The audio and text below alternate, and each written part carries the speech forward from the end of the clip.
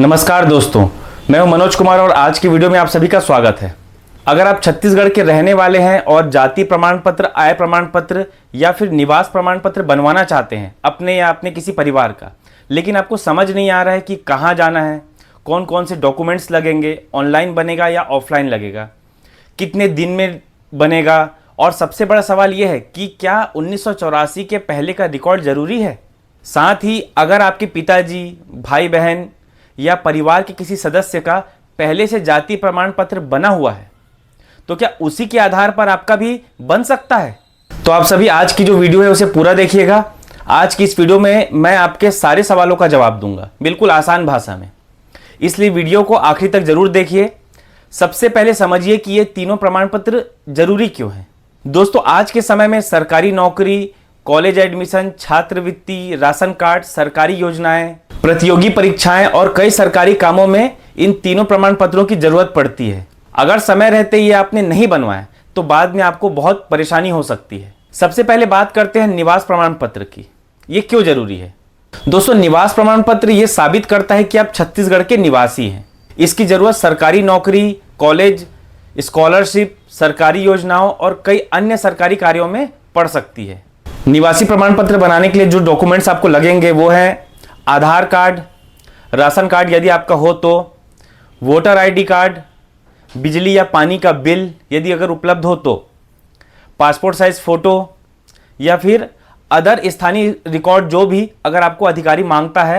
और कहाँ बनता है इसके बारे में अगर हम बात करें, इसे आप अपने नज़दीकी लोक सेवा केंद्र, चॉइस सेंटर या तहसील कार्यालय में इसके लिए आवेदन कर सकते हैं। कई जगह ऑनलाइन आवेदन की सुविधा भी उपलब्ध है, उसका आप लाभ उठा सकते हैं। अब बात करते हैं आय प्रमाण पत्र की। आय प्रमाण पत्र बताता है कि आपके परिवार की वार्षिक यानी एनुअल इनकम कितनी है।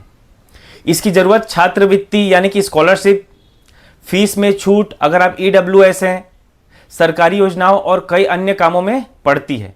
इसके लिए जो डॉक्यूमेंट्स लगेंगे वो है आधार कार्ड, राशन कार्ड, आय का विवरण, नौकरी या व्यवसाय से संबंधित आपसे जानकारी पूछी जाएगी, खेती होने पर कृषि संबंधी जानकारी। दोस्तों, यहाँ सबसे जरूरी बात यह है कि गलत आय आप कभी मत बताइए, क्योंकि जांच के दौरान जानकारी गलत मिलने पर आपका जो आवेदन है वो निरस्त हो सकता है। तो चलिए अब आते हैं सबसे महत्वपूर्ण विषय यानी कि जाति प्रमाण पत्र। दोस्तों, ये वही प्रमाण पत्र है जिसको लेकर सबसे ज्यादा सवाल पूछे जाते हैं और लोगों के मन में बहुत सारे सवाल होते हैं। तो सबसे पहला सवाल यह है, क्या जाति प्रमाण पत्र बनवाने के लिए 1984 के पहले का रिकॉर्ड होना जरूरी है। देखिए, यहाँ लोगों में सबसे ज्यादा भ्रम है।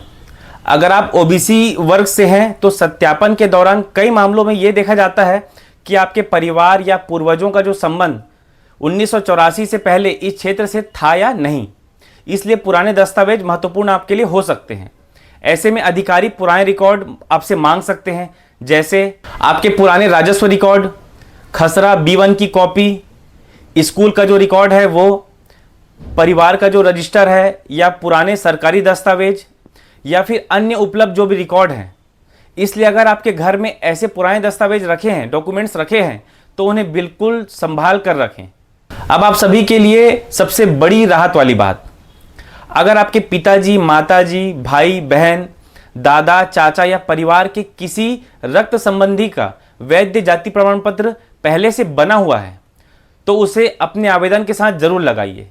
हाल ही में छत्तीसगढ़ हाई कोर्ट ने भी ये कह दिया है कि यदि परिवार के सदस्य का वैध जाति प्रमाण पत्र पहले से उपलब्ध है तो अधिकारी भी उस आधार को नजरअंदाज नहीं कर सकते। ऐसे प्रमाण पत्र को उचित महत्व दिया जाना चाहिए और उसी आधार पर आपके आवेदन पर भी विचार किया जाना चाहिए। इसका मतलब ये नहीं है कि बिना जांच के आपका प्रमाण पत्र बन जाएगा, लेकिन इससे आपका केस काफी मजबूत हो जाता है और यदि बाकी रिकॉर्ड भी सही हैं तो प्रक्रिया आसान हो सकती है। इसलिए आप सभी से मेरी सलाह है कि आवेदन करने से पहले परिवार के जिन लोगों का जाति प्रमाण पत्र पहले से बना हुआ है उसकी कॉपी जरूर साथ रखें और अपने आवेदन के साथ जरूर लगाएं। अब बात करते हैं जाति प्रमाण पत्र के लिए सामान्य डॉक्यूमेंट्स जो लगने वाले हैं उसके बारे में। इसके आवेदन के साथ आपको लगेंगे आधार कार्ड, राशन कार्ड, आपका जो परिवार का विवरण है, माता पिता का अगर जाति प्रमाण पत्र है तो यदि उपलब्ध है तो, परिवार के सदस्य का पहले से बना जाति प्रमाण पत्र यदि आपके पास उपलब्ध है तो, या फिर पुराने राजस्व रिकॉर्ड, आपके पेरेंट्स का स्कूल का रिकॉर्ड या फिर आपका अन्य जो सरकारी दस्तावेज हैं वो भी आपको मांगे जा सकते हैं। अब आप सभी के मन में सवाल होगा कि आवेदन कैसे करना है। सबसे पहले सभी जो डॉक्यूमेंट्स है उसे तैयार कर लीजिए। फिर अपने नज़दीकी लोक सेवा केंद्र, चॉइस सेंटर या तहसील कार्यालय जाइए। वहाँ आवेदन भरिए, दस्तावेज जितने भी डॉक्यूमेंट्स हैं उन्हें जमा कीजिए। आपको एक रिसिप्ट मिलेगी यानी कि रसीद। उसके बाद संबंधित अधिकारी आपके दस्तावेजों की जांच करेंगे। यदि कोई भी कमी होगी तो सुधार के लिए आपको बताया जाएगा।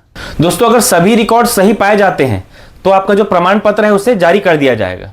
अब एक सामान्य बात करते हैं कि ज़्यादातर आवेदन रिजेक्ट क्यों होते हैं। उसका जो सबसे सामान्य कारण है वो है नाम में गलती करना, जन्मतिथि अलग अलग होना, आपके डॉक्यूमेंट्स अधूरे होना, गलत जानकारी देना, रिकॉर्ड का मेल नहीं खाना। इसलिए आवेदन करने से पहले एक बार सभी जो डॉक्यूमेंट्स है उसे अच्छे से जांच कर लें। और आप सभी से मेरी एक खास सलाह है, अगर आपके परिवार में किसी का भी जाति प्रमाण पत्र पहले से बना हुआ है तो उसकी कॉपी जरूर लगाइए। अगर घर में 1984 से पहले या पुराने समय के कोई सरकारी दस्तावेज हैं तो उन्हें आप बिल्कुल सुरक्षित रखिए और किसी भी एजेंट के चक्कर में मत पड़िए। खुद से आवेदन करिए या फिर अधिकृत लोक सेवा केंद्र से ही आवेदन करिए। तो दोस्तों, उम्मीद करता हूं कि आज की इस वीडियो से आपके जाति प्रमाण पत्र, आय प्रमाण पत्र और निवास प्रमाण पत्र से जुड़े लगभग सभी सवालों का जवाब आपको मिल गया होगा। अगर फिर भी आपका कोई सवाल है तो नीचे कमेंट में जरूर लिखिए, मैं उसका जवाब देने की पूरी कोशिश करूंगा। दोस्तों, अगर वीडियो आपको पसंद आया हो तो वीडियो को लाइक जरूर करें। छत्तीसगढ़ की सरकारी योजनाओं, जमीन, राजस्व, दस्तावेज और सरकारी अपडेट की ऐसी ही आसान जानकारी के लिए हमारे चैनल को सब्सक्राइब करना बिल्कुल मत भूलिए और अपने भाइयों से शेयर भी कीजिए। तो धन्यवाद, मिलते हैं अगले काम की वीडियो के साथ।